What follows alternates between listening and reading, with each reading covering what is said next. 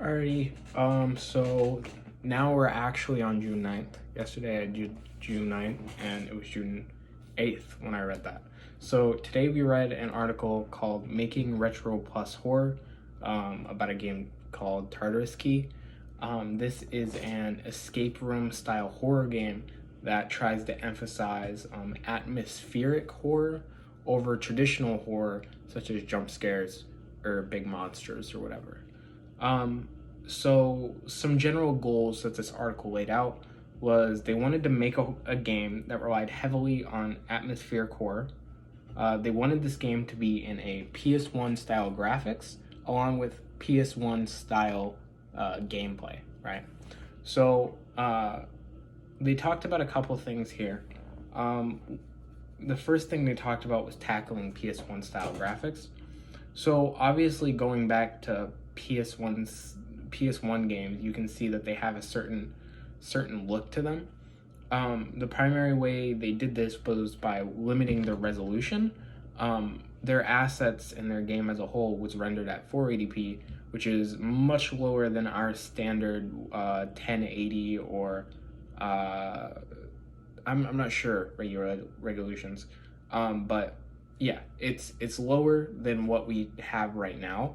And when they were making the characters for it, something they had decided to do was older games typically had something called pillbox design. So what pillbox design is if we look right here, this is pillbox design. So we can see that I've drawn circles around different parts of the body. You have a circle, or a capsule rather, around the arm, or both arms, both legs, and the head. And then this is how older characters, I believe, were animated. They don't really go into much depth here, and I wasn't able to find anything about it online. But for right now, let's just assume that's how characters were made in a pillbox format and then animated some other way, right? So instead of doing that, obviously, which seems more tedious, but we maybe needed for technical limitations, what they decided to do was instead just do a traditional full 3D model with rig and stuff. So another complication of PS1 style graphics was the UI. When working in 480p, it's a lot harder to read smaller text. So what they ended up doing was literally just scaling the text up like a lot and making it bigger, which additionally helped with accessibility, which they touch on a bit later, but it's not like interesting.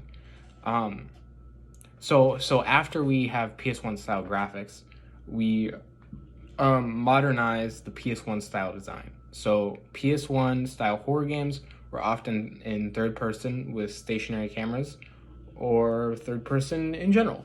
So that's actually probably too bit of a generalization. Specifically, they were targeting Resident Evil, and Resident Evil was in third person with a static camera, or maybe just a static camera would probably fit better for that description.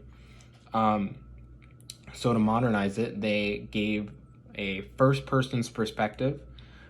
This actually works very well for their design, considering they're doing like escape room formats where you're given a room, each room has a puzzle, and you have to solve that puzzle, and then you keep going, right? That would be really annoying to do in Resident Evil with their stationary camera style. But by being in first person, it allows the player to be closer to the action, or like see objects closer, which I think works really well here. Additionally, they listed out some puzzle tricks. The puzzle tricks themselves actually don't have a lot to do with puzzle design, rather how they show objects within the environment. So what they do is, for example, let's say everything's rendered in 480p, right? That is a low resolution where like oh, I can't show it. Sorry, I forgot. So it's a low resolution. If you have something that's higher resolution, let's say it's 720p, so better resolution, it's gonna be a clearer image within the game. So if, obviously within like the static or lower clarity, you're gonna notice something that's more clear.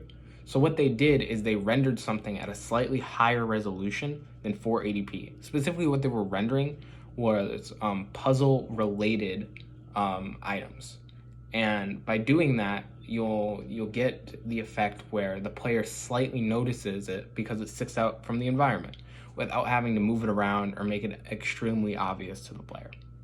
But yeah, that's today's article.